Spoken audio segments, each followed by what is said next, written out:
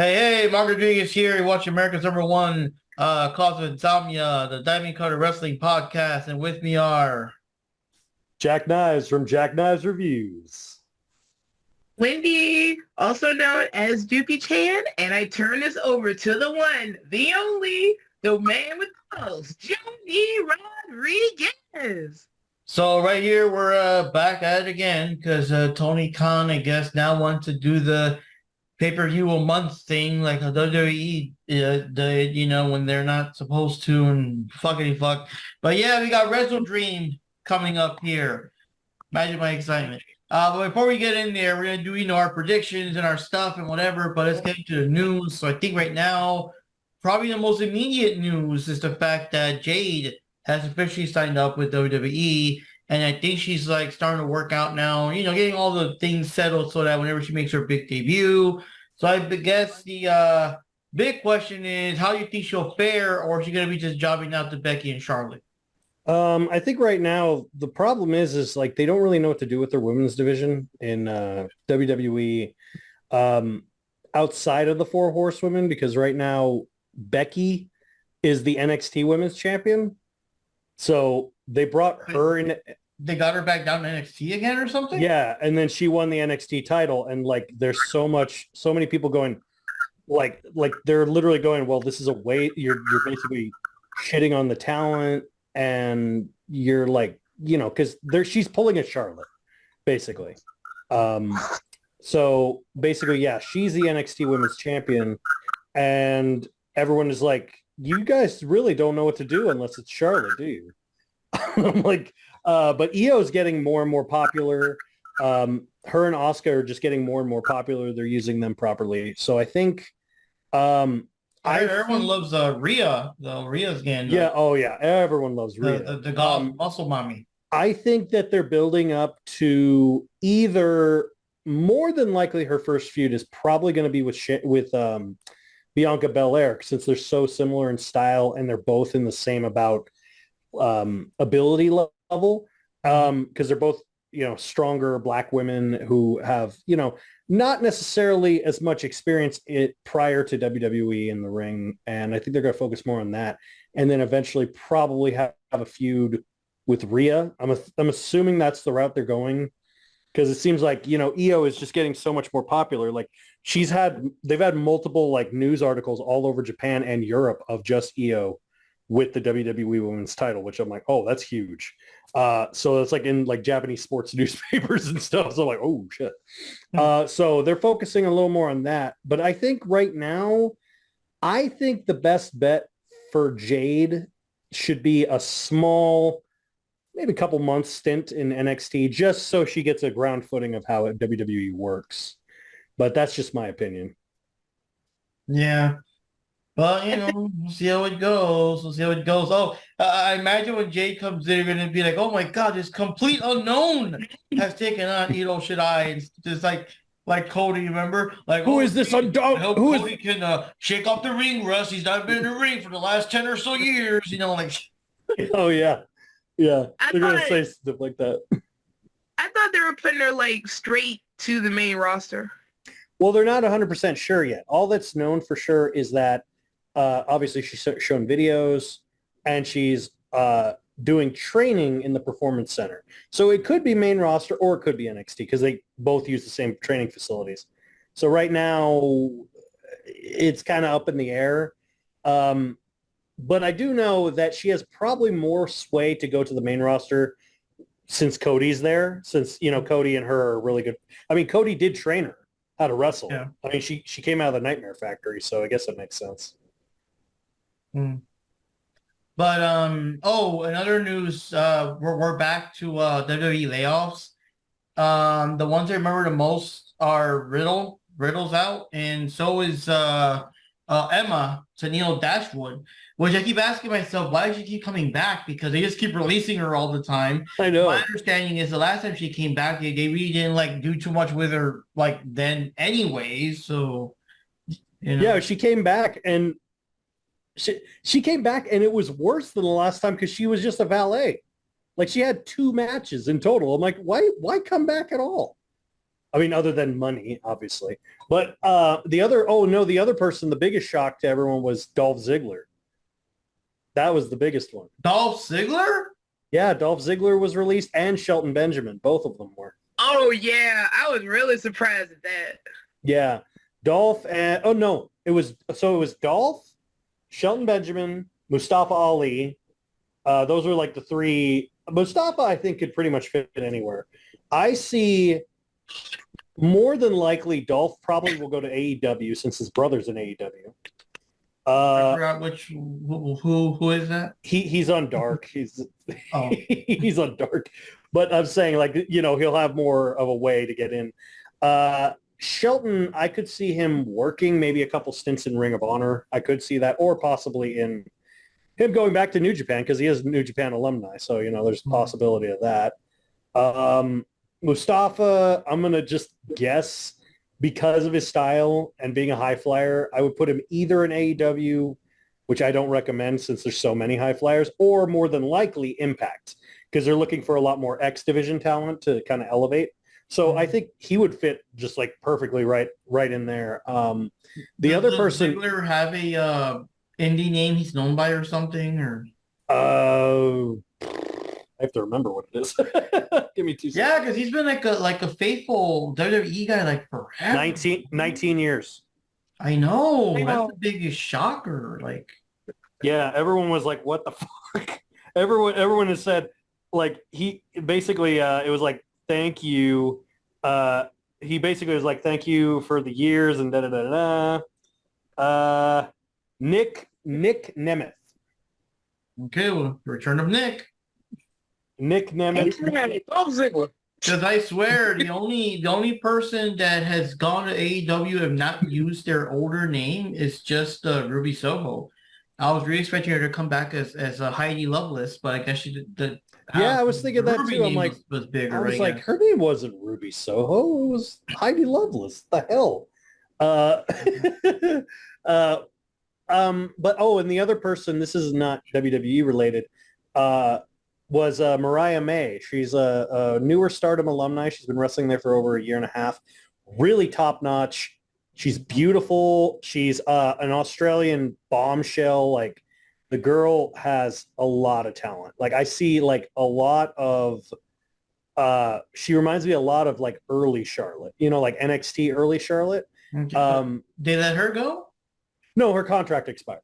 It wasn't like on negative terms. She was on a small contract. But that's great because, like I said, she has the experience of Stardom, so she could pretty much fit anywhere. And I would recommend, if they knew what to do with her in the AEW women's division, I think she would really help elevate them. Because, I mean, she's got the kind of, her whole character was kind of like, I'm beautiful and I'm a bitch kind of attitude. So I'm like, oh, that would fit right in. You need a character who can pull it off right. Yeah, no, but I'm saying like have her like be the replacement for what's her name for the Outcasts. Yeah. Like that would be kind of cool. But no, the most surprising thing about Riddle actually wasn't terminated. Riddle quit because the details are really sketchy, but apparently he was sexually assaulted at an airport by the TSA. Oh, damn, I thought it was like, when I read the thing you guys posted, and I thought you were talking about Vince McMahon. I'm like, no, it was Matt. It was Matt Riddle. It was Matt Riddle. I'm like, wait, so I'm like, that's so weird. I'm like, there's so many holes in that story. I'm like, wait a minute. So you got something bad happen to you at an airport, so you quit your job? I'm not. That's like you going, man, I've been stuck at this red light for 5 hours. That, you know what? I'm burning my house down. You're like, wait, I don't see the connection here. well, Please I fill in the mean, blanks. airport security wanted to make sure the fruit was ripe. That's all I'm going to say. Yeah, I mean, that's very important to know. But yeah, that's pretty much the top news stories. Everything else is, the only minor thing that did kind of surprise me is that Sonny Kiss was also like, I forget. I forgot if it was like let go, or he just chose not to renew their contract. But I think he just chose not to renew. But I'm like, I know. Oh, no. That's why I I feel was like, bad because like I feel bad, but I was also hardly like, ever used. he was never used. Yeah, I'm like, part of me was like, I feel bad when I hear about like certain people who are like on dark or dark elevation or whatever. I'm like, oh, you're still here? Oh, I love the shirt, Mark. Oh, Love it. I'm repping King Switch yep, myself. I see it. That's cool. But Uh, yeah, because they were never they just I mean for a short time they were tag team partners with Dustin, and then they became a wrestler slash valet for the Trustbusters or whatever that faction is called with the little Brock Lesnar wannabe guy. But yeah. and then From what I heard, I think Sonic has just decided not to continue because, you know, they were really not doing any storyline as of late. So it's like Sonic has probably decided, you know what, I'm Yeah. good. Yeah, I mean, because you got to remember, wrestlers get paid practically based off of TV time, not necessarily just off of annual, unless they're like a big name draw. Then they get a preset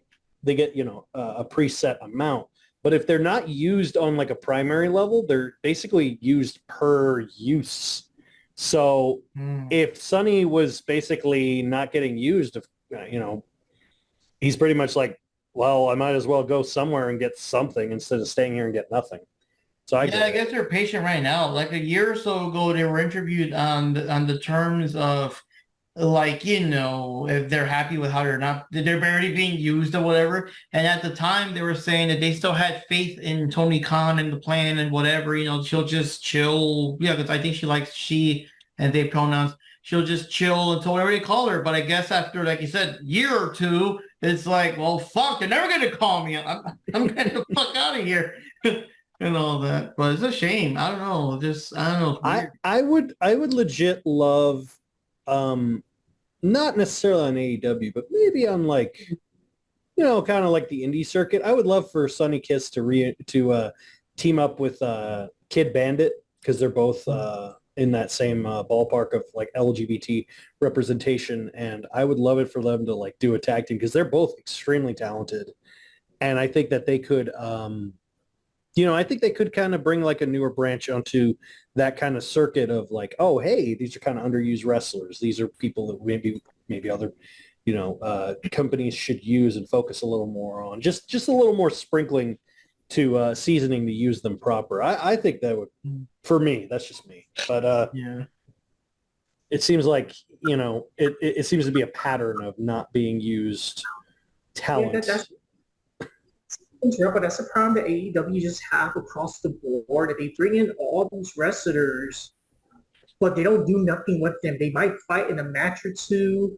They might put them as a special feature for a pay-per-view, and then after that, what happened? Like they don't continue fighting. They don't do more like character development. Yeah. I mean, hell, if you look at all of Team Taz. I was just thinking about this. Look at all of who was in Team Taz. You had Ricky Starks, you had Hook, you had Will Hobbs, and you had Brian Cage. They're all unused, right? Like now Ricky Starks is being used. But like they're trying with Hook. They're trying with Hook, but the thing of it is like I'm a firm believer when it comes to newer talent. If you look at the pattern of history of wrestling, newer talent, they all have what are called elevated matches. So like matches to help them elevate their thing. Darby has had 2 so far. This one that's going to happen at WrestleDream, I think is his 3rd. But if you look at where Darby started and where he is, the 2 most significant matches that helped elevate him to the level that he's at, the first was against Cody for the TNT title. And then the second was his match with Punk. Like, because I think those like helped elevate him to a level that he couldn't get to where he was at the beginning. And now he's at a point where it's like, oh, he's got the popularity, he's got the style, he's got the ability. Maybe he just needs one more little push. And then Hook is in that same boat where he only has had 1 match so far that's pushed him to his limits, and that's been against Jack Perry at All In. But it's kind of not really what people remember about All In. All In just made me all out. You know what? It might be an unpopular opinion, but I only think that the reason why Jack Perry got to the level he got is just because of his dad. It's just to be honest. Yeah, Because it's I true. think Yeah, but his dad wasn't really a wrestling superstar or whatever. You know, what I But his mean? dad did fund GCW. His Mm. dad did fund GCW, which is where Jack Perry originally started in his first couple matches. And who used to run GCW before it bankrupted and he had to sell it? Excalibur. And who's best friends with Excalibur? The Bucks. Follow the money. Okay, let's not get into conspiracy theories and start hating on the Bucks. That's my job. So All right, let's get under the show then. Yeah. So right now we're going with WrestleDream coming out this this Sunday, October 1st. And Wait. going on. wait, Yep. I'm sorry. I just have to make one little comment regarding WrestleDream. I hope by watching WrestleDream it doesn't actually make me dream as in fall asleep because this card isn't hitting on anything for me. Really? Oh man, I'm sorry. I'm having dream matches personally, but that's me. The whole thing apparently is which I'm like, oh, they just recently mention it now on Dynamite. They go, well, this show is a tribute to Antonio Inoki and his dream of wrestling. I'm like, you just announced that's the reason? See, that's the best thing to me. That's the best selling point for me for WrestleDream. I just hope that it delivers on some level for me because, I'm like super duper casual. So, No, I know. and I guess I'm thinking along the lines of storyline too. So Mhm. let's see how it goes. I think there's Yep. a couple matches. Anyway, go on, Okay, Mark. guys, we're gonna start the predictions here. I do want to say that William's busy with work and stuff because, adulting. Am I right, guys? And he's gonna leave the predictions. I'll read them out loud when we get there, so we'll all go. And for the sake of it, we'll just go in the order of Wikipedia. And also, since there's still some time left for Rampage, I'll refresh the page before we're completely done in case they sneak in. I noticed there's a lack of dark matches on here, so I'll refresh the page, before we're done. So right off the bat, we got Bryan Danielson versus Zack Sabre Jr. singles match. Let's just show off who's the best and all that good stuff. I'm gonna go with Daniel Bryan. Well, whatever. I'm gonna go with American Dragon. I'm sure this is gonna be a big Zack Sabre Jr. highlight match for people that are still unfamiliar with him. He's been mostly on Dark, before Dark went away and all that. I know he's a bigger guy, elsewhere, but in terms of the casuals and AEW, he's mostly been on Dark and Dark Elevation before they got, removed, which is, I still feel it's kind of a shame because there still are Dark matches. They're just not televising them anymore, but whatever. But yeah, I'm going to give it to Bryan Danielson. I'm sure it'll be a hell of a slobber knocker and they're both going to try their absolute best, but I'm going to give it to Danielson. I'll be really shocked if Zack Sabre wins this one. Well, for me, this is a dream match. That's why it's promoted as a dream match, because it's literally to determine who is the greatest technical wrestler on the planet, because they're both masters of the technical wrestling style, submissions. I mean, for me, and I don't say this as a New Japan fan, I say this as just a general wrestling fan, I do think that Sabre is the best technical wrestler on the planet. I mean, the abilities and the moves and the skills that he has is unmeasured. I don't know what it is. The dude's like a freaking spaghetti string. Like, I don't know what the hell. He's able to contort his body. He's not too skinny. He's not too strong looking, but he's actually extremely strong and durable. It's like crazy how good this guy is. And I think that this match is going to show all of those levels of ability between both of them. I'm just expecting just pure submissions after submissions, reversals after reversals. Sabre would probably, in my opinion, would be the number one most technically gifted wrestler on the planet, second only to Jonathan Gresham, and then the third would be Danielson. But that's me. Again, I say that mostly because Danielson, the problem I have with Danielson is not necessarily on a technical or ability level. I love Danielson, obviously. I met the guy, but the problem I have with Danielson has been one of his biggest issues in wrestling history with him is Associated, huh? associating with Moxley? Okay, second biggest issues. No, I'm kidding. Has been his ability to like he hurts himself too frequently, and it's been the biggest issue with his career. He has a history of just like figuratively and literally diving headfirst, not thinking about the consequences. But in some ways, that kind of adds to his legend. But in other ways, it also like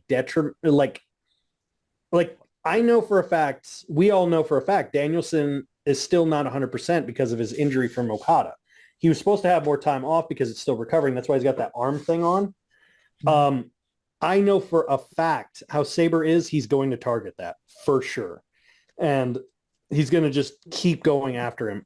But if I'm going to go be honest with that, I'm still picking Sabre on a personal level, just also as a New Japan guy.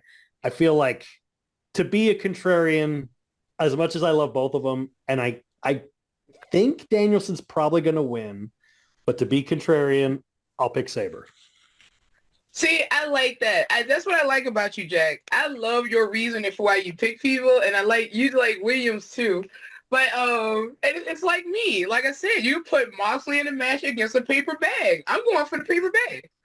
Exactly. Moxley's going to win and blade himself, give himself paper cuts. But that's just how it works. But I will say, okay, now this match, like what I was saying earlier, now this match I had expectations for because one is a it is a Brian, it's his match. So I expect some good things because I like technical wrestling because it's not all flamboyant, it's not super flashy, it's straightforward, it's to the point. I like technical wrestling, so I will probably enjoy this match. And it's another reason why I like FTR. But anyway, for this match though, only because I couldn't see what's his face winning either. So Danielson is probably going to win this. But I do have some good expectations for this match because of those involved and the type of wrestling and style that it's going to be. And let's turn this over to Johnny. Okay, so I'm also going to be a little bit of the criterion on this one, and I also think that there's potential of Zack Sabre Jr. winning this match. I just see him much more. I don't know. I guess we've seen Bryan Danielson here and there a little too much, but I think Zack Sabre, for the few matches I've seen, he's very athletic and he's, very talented. And I think that it will look pretty logical for him to win this match. I mean, it can go either or, but I kind of rooting more for Zack Sabre Jr. Okay, I have a question now to Uncle Sam I didn't ask earlier because like I said, one thing I always try to think about too when it comes to matches is story and where it could possibly go. So what would the ramification be if Danielson won? What would be the ramification if Danielson lost? So where could you see the story going regardless of who wins and who loses? And that kind of plays into it too. Well, I think, first of all, even though it's not on the line, thank God, because their first encounter should not be 15 minutes. It should be longer. Their encounter has been always a matter of they've never been able to fight each other. And funny enough, the match that got Sabre signed to New Japan was an indie show with Danielson back when he was the American Dragon in Ring of Honor. He came overseas, fought a very young kid named Zack Sabre Jr., and they had a freaking amazing match. And it's available. You can find it on YouTube. They're literally in a bingo hall. I think there's only 20 seats in the entire arena, but it was a masterpiece. Looking at it, you're like, oh my God. And it's so funny because you look at it in the same way that basically, I think that it could build more of a story of a heated rivalry between them. Now, if they wanted to go the championship route, this is what I would love to happen. hypothetically, because Sabre is the New Japan World Television Championship, he has the television championship. He could challenge him for that title, but there's a caveat to that belt. It can only be contested in 15-minute intervals. That means it would have to be a 15-minute match.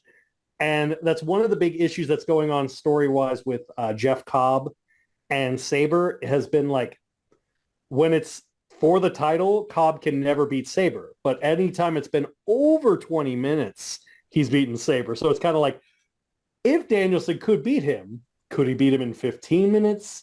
Or could he not beat him? How would that work? You know, like you could build a lot more to it, I think, personally. I mean, because their whole thing with the Blackpool Combat Club is like, we're the ultimate fighters or whatever. And Whatever. I also love that Sabre is one of the funniest guys on the mic because he always comes up with asshole nicknames for everyone. Like he calls the Blackpool, he keeps calling him the American Dickhead. He calls everyone Dickhead. And he calls it the Blackpool Country Club. he's like, you called the Blackpool Country Club and no one in your damn team's British. Like, but that's Sabre. Sabre's like that. But he also goes like, he's like, you want to stand with me? Stand with the Soy Boy Army. Because he's a vegan. He's all like, we'll see who the true vegan technical master is. And I'm like, because they're both vegetarian. I'm like, oh, that's funny. Like, I would love to see them banter back and forth. That would just a good, I would love to get at least a good 2 to 3 matches out of this. I think would be just for the promos alone. Well, let's see if they actually build something from this, or or is this just a Tony Khan dream match? Yeah. You never know. You know, the matching figures. So Oh yeah, and what about William? Yeah, William went for Brian Danielson. So I'll write that down there. And yeah, we'll see how that goes. Obviously, he's not here to give us his reasonings, but yeah, he's going for the American Dragon. So next up here, we got this one. It's been kind of building up for the last couple of weeks. Hangman Adam Page versus Swerve Strickland. They had one of those epic, contract signings where shit still breaks down. They're at each other's throats and all that stuff. And the last episode of Dynamite. And I'm going to go for a Swerve and go for Strickland and see how that goes. I'm just kind of curious about, like, what if he wins and everything. Pretty good match. They both got good styles and stuff. Swerve does go on to the heel stuff, so let's see if he can go on its own without, like, other, outside interference and Prince Nana and all them. But other than that, yeah, I want to give it a Swerve. I just want to see what's going on with that. I'm very curious about that kind of thing. I'm wondering about, like, the Elite interfering, if Swerve's people interfere. We'll see how that goes. But wait, wasn't it been in the contract signing? Didn't they say something like that, or they weren't allowed? No, to that was just during the signing. That was during the signing. Yeah, that was just during the signing. Yeah. Yeah, during the actual match, we'll see. You know what I mean? But yeah, I'm gonna go with Swerve. See how that's going on. What do you guys think? I just think I look at it from the perspective of who needs the win. And considering Hangman and the Bucks literally just won the Ring of Honor 6-man titles to my dismay, they don't need the win. Hangman doesn't need the win, realistically. Swerve, though, could use this to help elevate him. Like, he could use this to help build to, like, hey, I beat your boy. I beat your top guy. Da-da-da-da. And then, like, use this to help elevate getting wins, because he himself, not including the Mogul Embassy, has had a pretty damn good record as far as his singles run. So I think, like, they should finally pull the trigger on, hey, give him a title run, give him a shot at the international title, give him the TNT belt. They're not going to give him the world belt anytime soon because, Maxi boy. But I do want to see, them go with a more, elevate Swerve more. Because like I said, Hangman, even if he loses, like I said, he's already got a belt. He doesn't need another one right now. So it's not really going to affect him winning or losing. So for that, I'm going to stick with you, Mark, and go with Swerve as well. When you put it that way, thinking about Adam Cole and how he really doesn't need the win, I wouldn't have to agree with that. Yeah, I could definitely see how Swerve would benefit from the win over Adam Cole. Well, Adam Cole in general, because he's one of, We're he's one of talking the about Adam pillars. Page versus Swerve, Wendy. I mean, Paige, I'm sorry. I don't know how I Cole got into this. Maybe Roderick Strong also is hurting for Page. I don't know, but Adam, listen, Adam. I'm sorry, I still have COVID. She just hears Roderick Strong in her head going, Adam. I love the one where it was like Adam Page versus Adam Cole, and the crowd's actually saying, "This is Adam." This I remember that. I remember that. I was laughing so hard at that. I'm sorry, I mean Adam Page. Well, Adam Cole doesn't need to win because he's all busted up with his ankle. So we're gonna go back to Adam Page now. So I still have COVID, so my brain is still a little off. But yeah. So yeah, Adam Page here. He doesn't really need the win. He's already in my opinion more established anyway. So yeah, I think Swerve would be the better choice for the win here. For just based on that, based on those things. So we'll see where that goes. But like you said, are we going to have some interference from the sides, Mm-hmm. Are we going to get some Brian Cage stuff in there, Who knows? All right, Johnny, what do you think? Okay, so I'm also of the opinion that I think Swerve Strickland needs to win this more compared to Adam Page because he's won a lot of titles, so we already know who he is. We know he's a good wrestler.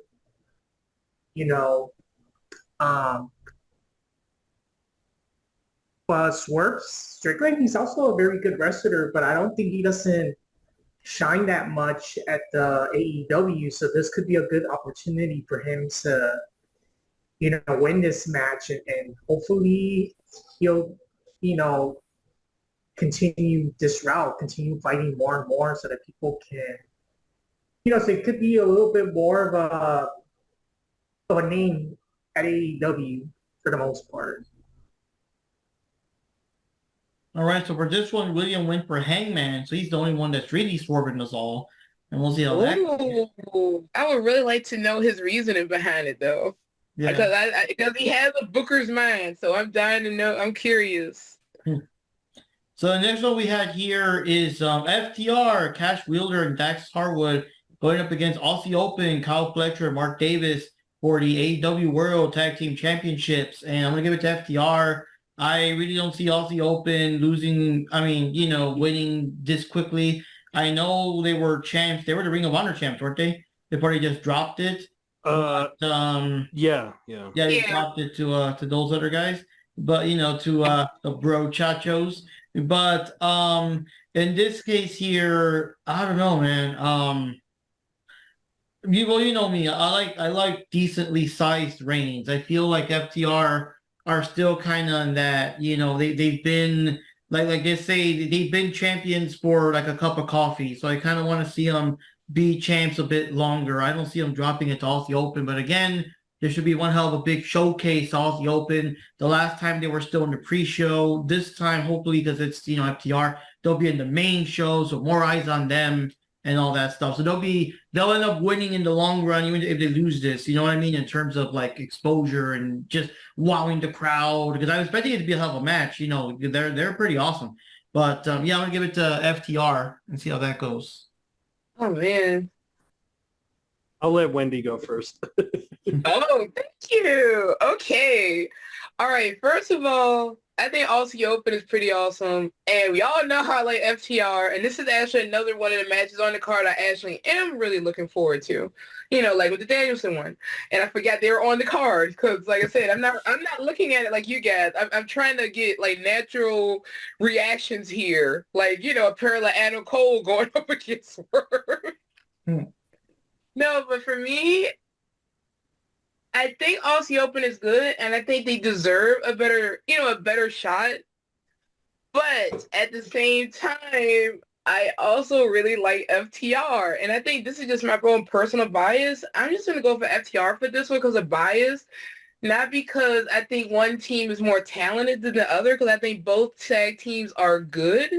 But for this one, I'm just going to go for FTR just because of bias. You gotta remember one day that they're wrestling for their families, you know, man, for their kids and all that. You know what I mean? Like Sort of like Heath over in WWE, who got kicked out probably decades ago.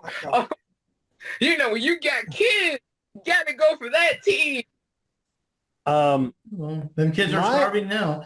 Anyway, my theory, this is why I'm okay.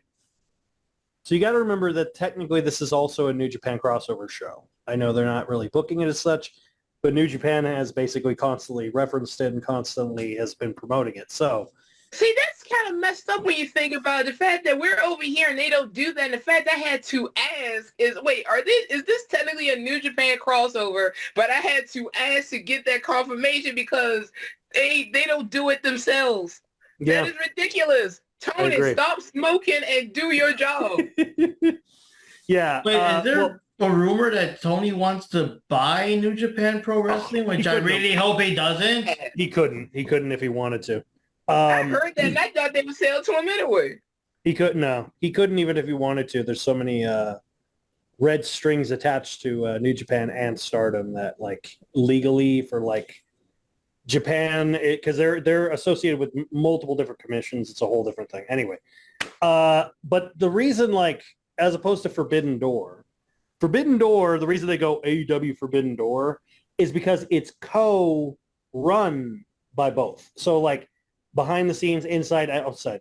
This is the first crossover where New Japan is trusting AEW to book it, which I think is a terrible mistake. But that's me because my experience. And they've only done that. You're right. I love AEW, and I'm still like. They've only done it to two other promotions, and both times weren't great. Was it Impact? Actually, no. They actually did a crossover with Impact on one of the Wrestle Kingdoms had an Impact crossover, so that was cool. But that was like early days. Anyway, but no, it was CMLL, which was good. They still have a working relationship with them. But the other one was WCW. And they basically were like, hey, we want to trust you to make our guys look strong. And they basically turned every one of their guys into jobbers with the exception of Liger and Muda. Everyone else was a jobber, and it was like a 10 match. It was 10 matches that were basically New Japan guys versus WCW guys, and only 2 of them were won by New Japan. I'm like, nah, that's why they're like, well, we're done with your ass anyway. But anyway, what's funny is this is the reason I bring this up is because the first time they fought, Aussie Open and FTR fought, it was a huge, really, really, really good match. It was at Royal Quest 2. It was last year, and it was like a 45-minute match. It was a freaking banger, like legit banger.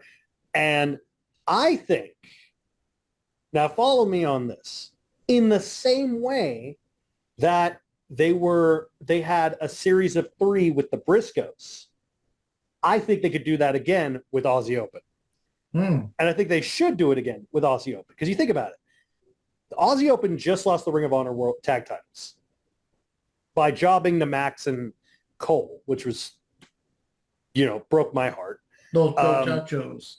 Yeah, don't even get me started on that shit. Anyway, what better way to redeem them than to have them beat FTR?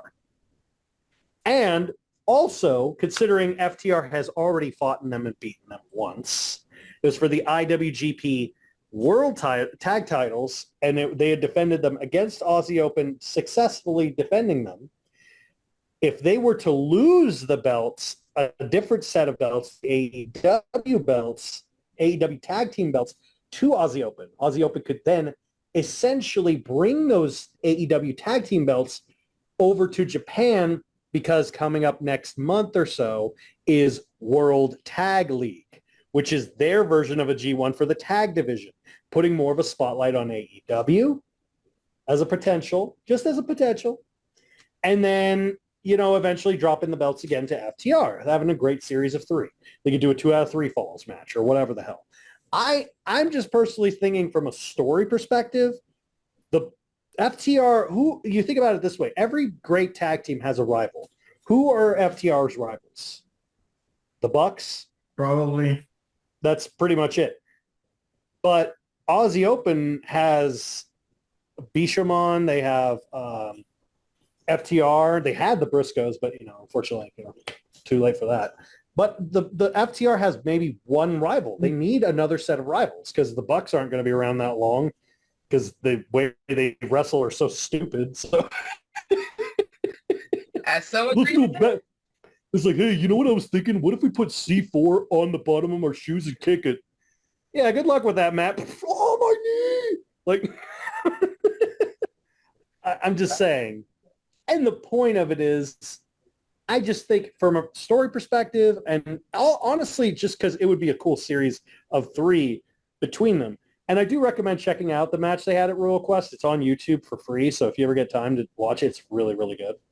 I think it would be cool to see them fight a third time, like to kind of get FTR to get the belts back. Like that's just me. But I'm gonna go with Aussie Open. We'll see if Tony Khan Montana can share your vision there. What are your thoughts, Johnny? It'd be great for the Aussie Open to win this match, considering that they lost the previous match, but they won like the match prior. So it'd be good to redeem the Aussie Open and for them to win again, because I do like them as a tag team and they're very talented, and it'd be cool just for them to win. So for this one, William went for Aussie Open. So we'll see what's going to happen there. So this one, we're actually doing a lot of stuff. We're not all going for the same person that we usually do. So it makes it more exciting for the predictions. The next one we have, now originally it was going to be MJF and Adam Cole going up against the Righteous. If you can dig it, man, with Vincent and Dutch, who obviously makes his wife happy if you see his intro. And so in the last match, I forgot who they fought, but Cole got like fucked up. He's in with crutches and stuff. I forgot who they. I'll get to that in a minute. He didn't get injured because of a fight. He got injured because he was an idiot.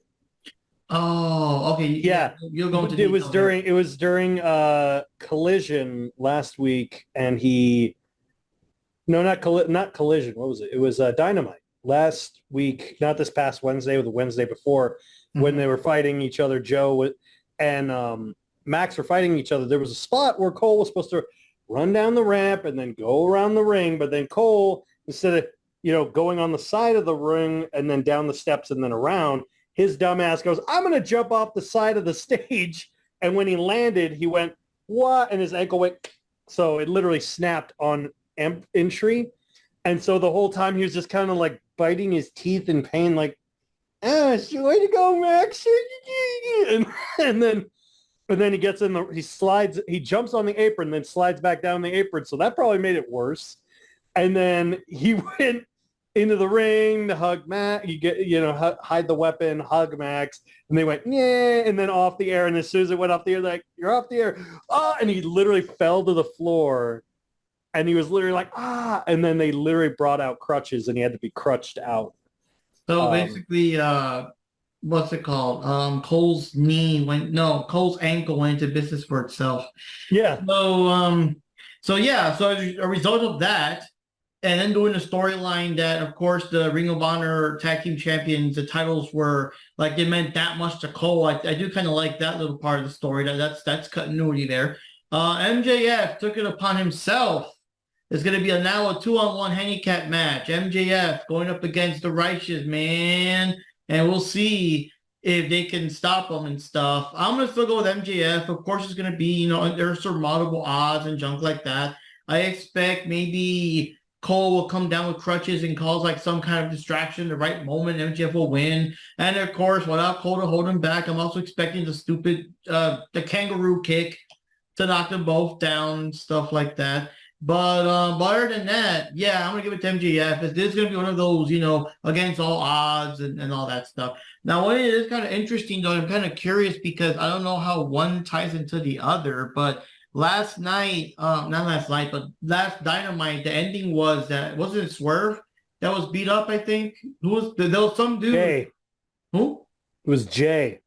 Oh, Switchblade. Yeah. So Jay White was beat up by a bunch of mysterious dudes. And then, the guy with the devil mask came aboard. I guess he's one of them. But I seriously doubt it's MJF. But I noticed they're going to kind of go into that. Like, why did he do it? So that's another thing, too. For all we know, Switchblade might come into the ring and do something. Because that's too big of a storyline to just ignore. Like this shit happened. Oh, my God. And now a pay-per-view, you can forget completely all about it. I don't know. That's got to be something. I agree 100%. And I do also believe that it's not a coincidence that Jay White isn't on the card. Considering it's a crossover show, Jay White's a huge name in Japan. For him not to be on the card is kind of saying something. Yeah. I think that, I hope Jay comes in and beat like Blade Runner's maxi pad and then just beats him, and then the Righteous beat him, because I love the Righteous to death, by the way, because they're also an allegory for cult leaders. If you look at them, I mean, Vincent's an allegory obviously for Charles Manson, but what people don't know, Dutch is actually an allegory for Jim Jones. No, jeez. Yeah, because he's got the slick back hair and the sunglasses, and he goes, "Follow me, my brothers." He's got the suit. But I love it. I always thought Dutch was allegory for showing women a good time. Yeah, maybe he's both. I don't know. I don't know. But no, like I said, I first of all, I will say there's so many people, you could tell who's actually following what's going on, and then the marks with the whole situation with MJF and Matt. Hey, I resemble that remark. And MJF and Jay, because if you rewatch the promo, the way Jay does promos and the way Max does promos, Max has to find any sort of thing to try to build himself up. Jay only just talks about what he's done prior, not what he's gonna do. So he's literally like, well, here's what's happened. I've done this, and this, and I'm going to take that. Like, he's like, I'm going to challenge you for that. And then Max was like, well, I'm once in a generational talent. and I love how he literally goes, you're what I thought it was so stupid. Like, you're what a guy in Japan thinks a good guy, a top guy looks like. I'm like, no, he actually is a top guy as opposed to you. He's grinding his ass. He got everything handed to you. Like, I mean, he did have the longest undefeated streak by default because he never fought.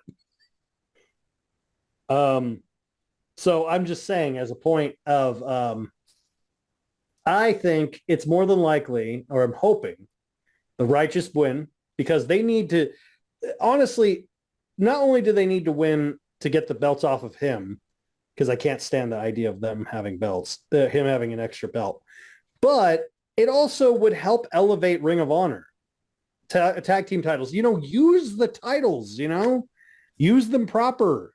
Put them on AEW sometimes. Put them on Ring of Honor, both back and forth. Because they've had maybe one title defense since having it, and it's kind of boring. It's the same issue I had with Claudio as the Ring of Honor World Champion, or Jericho as the World Champion. But I think with the Righteous, they could actually build this whole, you need to follow us. Dig what I'm saying? And they could literally do like weird vignettes of being like I love the whole idea of like what the Righteous are planting seeds of like the whole, because if you rewatch the promo that the Righteous did where they had the little stick figure man And if you notice, they had Cole and Max, but it had 5 other little stick figures. Now, what people don't get what that references is, so it had Roderick, or it had six people. It had Roddy, and then it had Roddy and Matt Taven and Mike Bennett, but the other 2 people were Vincent and Vincent and Dutch. I'm sorry, no, it was a guy in a wheelchair and then 5 people holding hands. The 5 people would technically be considered the Kingdom, because that's who the original Kingdom was. Adam Cole leading, Vincent, Matt Taven, and Mike Bennett. Those were the original Kingdom. So, like, he's basically saying, like, oh, you know, I know you guys better than anyone, kind of thing. So I think it'd be kind of cool to see that, like, kind of betrayal. And I don't know. I just think there's a lot of potential of storyline, but I also know Tony Khan has the storytelling skills of a toddler who has huffed 16 bags of paint. So I, as much as I'm personally about picking the righteous, but I also I'm not hopeful that they're going to do anything, because it doesn't seem like he knows what the hell he's doing. So in other words, MJF.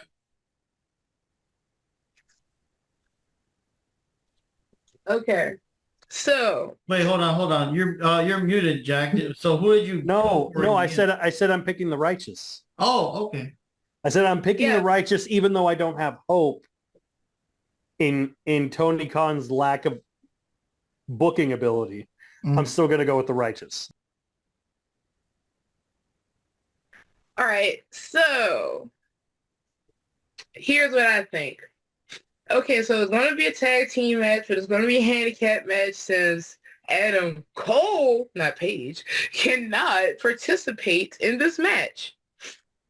What I think is going to happen, and it would make sense, is if MJF lost, because I just couldn't see him defending both the title he already has and a tag team title.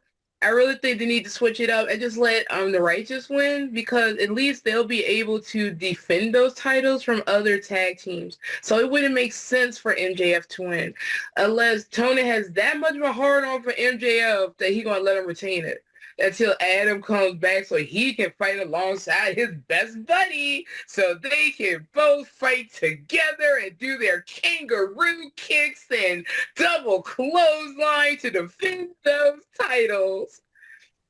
Good boy. Anyway, I think MJF is going to lose. I'm just going for the Righteous because it makes sense from a storytelling perspective, and it makes sense from a booking perspective when half of the team isn't there and the other one already has a title that he defends on the other show. MJF, I could not see him hanging on Ring of Honor on a semi-regular basis. Has he ever shown up? But Wendy, the brochachos, you know? Yeah, No, but kind of had to answer your question, no. He's never been in Ring of Yeah. Honor, and he never will go. So. Yeah, I just thought about that. I mean, we look at Ring of Honor, you know, not every week, but I've never seen them there since they won those titles. So yeah, it would be stupid to have MJF keep the titles just for the sake of Adam Cole, you know? And I mean, I know they got to keep that love triangle going or something. I don't know, but I don't even know where they're going with that at this point. Also, but yeah, I'm going for the Righteous.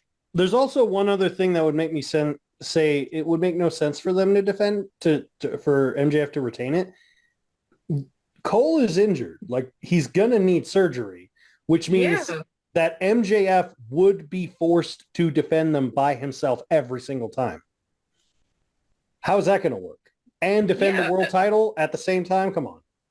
Yeah, that's what I was saying. It wouldn't make sense for him to retain it because of Adam Cole being out with the actual legit injury. So yeah, it'd be stupid. So yeah, Righteous should win this. And if somehow MJF retains, my lack of respect for Tony Khan is going to go even lower than what I already never really don't have to begin with. What do you think? What do you think, Johnny? Yeah, Johnny, what do you think? This match is, I feel like it's all over the place, especially considering that Adam Cole's not going to be in it. You see, I have the opinion that MJF might win the match because he might do some cheesy ass shit, or maybe some other wrestler interfere in the match as well. Like they just get in there, they do some shit that makes MJF win the match. But at the same time, I think I don't know. I think it's too much of a reach. So I don't know. I still think that the Righteous might just win this match just for the fact that Adam Cole's not in it. And that's pretty much what I think about it. Oh, okay. So everyone's going for the Righteous except for, well, William also went for MJF. So I am curious about his reasoning. I kind of have a feeling that it's probably kind of like what we got to do sometimes where we don't necessarily want that person to win, but we're kind of assuming they're gonna. So who knows? We'll see how that goes. So next match we got here is Chris Jericho with the Golden Elite, Kenny Omega and Kota Ibushi, which I'm surprised that Ibushi's actually sticking around for a while. It's kind of cool. I thought it was kind of a cameo thing for the last one. Going up against, oh God, the Don Callis family of Konosuke Takeshita, Sammy Guevara, because of course recently they did that, and Will Ospreay, with of course Don Callis in the background being a fucking asshole. And yeah, so we did have the big ultimate match for Grand Slam. We had Jericho versus Sammy. It's a decent match. It looks like everything's gonna be fine until Sammy kicks Jericho in the balls and revealed he's actually with John Callis now. So yeah, we're going with that now. And we'll see how that goes. I like the irony of Sammy saying it's time for him to be a champ for himself and all that shit when he's leaving one stable to join another stable. You know what I mean? But So anyways, I'm gonna go with Jericho's team. I still think it's pretty cool. I love Omega, I love Ibushi, and I like Jericho. As you all know, I'm a big Jericho mark. And I do like this though. This is very interesting because it's like we all said, Jericho's kind of slowing down. He's getting kind of old. He can't do any things. But this year is a good way to still keep him involved in the storyline. I like because back to Dynamite, Double or Nothing, the very first main event was Jericho versus Omega. And then, in fact, was still a Jericho Omega 2. They had one in New Japan Pro Wrestling, right? Their first big, Their So I first like one, the yeah. uneasiness that due to the rivalry, can Jericho and Kenny, coexist well enough? And I think between Kenny and Ibushi doing all the flippy shit and Jericho doing the occasional cold breaker and crap, it'll defend him from not getting too gassed up and hopefully not doing line salts where he just falls straight down, but you know what I mean? It's a great way to keep him still involved. If this is his kind of swan song ending, which I don't know, on one side, yeah, but there's I don't know. Tony Khan's he's a bigger Jericho mark than I am, so I don't know. But yeah, I like that keeps them involved. I'm gonna go with Team Jericho, and we'll see how that goes. Yeah, I think I'm gonna probably go with Team Jericho too. I don't really have an opinion about this match because I'm kind of just eh. I mean, I like the aspect that it's the whole, enemy of my enemy kind of thing. Jericho and Omega may not like, each other, but fucking Don Callis screwed the fuck out of both of them. So it's let's take this asshole down between Takeshita and between Sammy Guevara. It's just, I just like that angle in particular. Yeah. They don't get along, but this dude fucked us both over. And it's rare that, I don't know if it's too common. You can tell me more about the wrestling stuff, but I don't think it's too common when there's an asshole heel that kind of goes against several people at the same time. And then we got the match where instead of it just being, Jericho versus Sammy again or Takeshita versus Omega, the people actually team up and all go against, back in the days, I remember Mr. Fuji was he was Yokozuna's manager, but I forgot who else he was manager, but you never really see the faces going up against both Yokozuna and his other guy and whatever, you know what I mean? Yeah, it's very much reeking of what are called they're called faction bosses. They're not really bosses, but they're kind of guys who are puppet masters. So a good example in Bullet Club, Jay was the leader when he was running, but the faction boss, as it were, was Gato. Gato was the guy who brought him in, and Gato would be the guy who'd be like, hey, I'll help you get this guy. Hey, we're going to team up with this guy. Hey, we're going to... That's what they would do. So that's kind of what Callis is. Gato actually did wrestle sometimes on occasion, but he wasn't really a great wrestler.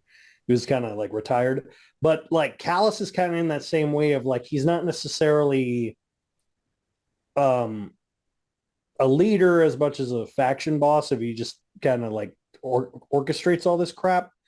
I do like that they're kind of doing the whole enemy of my enemy kind of thing, which is, always a tried and true method in wrestling. But I also like that they're kind of playing off of a heated rivalry.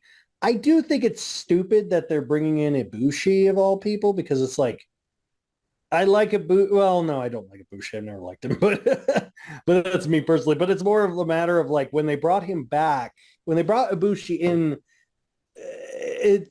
like they used him for a one-off and then never again, and now they're using him again for a one-off. I'm like, dude, come on, man. You're like, they have the Golden Lovers, but they don't want to reunite the Golden Lovers. It's like, what the fuck, bro? Like, it's so weird. It's like, it would be like, imagine in AEW how they had Matt Hardy for a long while and then they brought in Jeff. It would be like them having Matt and Jeff and never calling them the Hardys. They would just call them, here's Matt, and then he comes out, and then a separate entrance, and here's Jeff. And they're just happening to team together. That's it. Like, that's kind of what it is. It's like, dude, come on. Like, it's a little bugging me. I'm like, ah. But that's just me. But yeah, I'm gonna probably go with Jericho's team for this one. Is it like maybe some legal reason how they just have to call them the Golden Elites instead of the Golden Lovers? Or no, it's just because they own the copyright to the Golden Elite. That's really what it is. Because like Golden Lovers is owned by DDT Pro, and they could. I mean, Khan's got the money. He could literally say, "Here, let us use this," and then we're okay. If they can afford to have freaking Jefferson Airplane every week coming out and playing freaking Jefferson Starship coming out and playing Orange Cassidy's theme every single week, they can afford. They can afford to pay off DDT Pro. This is the same organization that literally regularly has wrestlers fighting blow-up dolls. Like, this is not like high-rolling company. That's not even a joke. Yoshiki, look it up. It's a real blow-up doll. You've probably seen matches of Kenny fighting it, Kota Ibushi fighting it.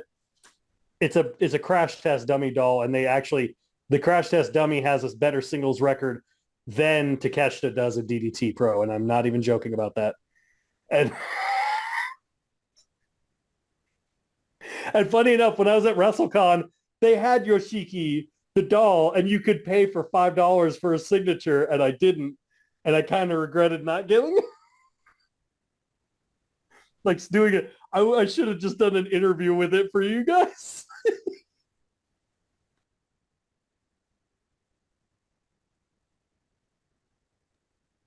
Wait, who are the matchups again? I'm sorry, my mind is gone right now with the thought of that.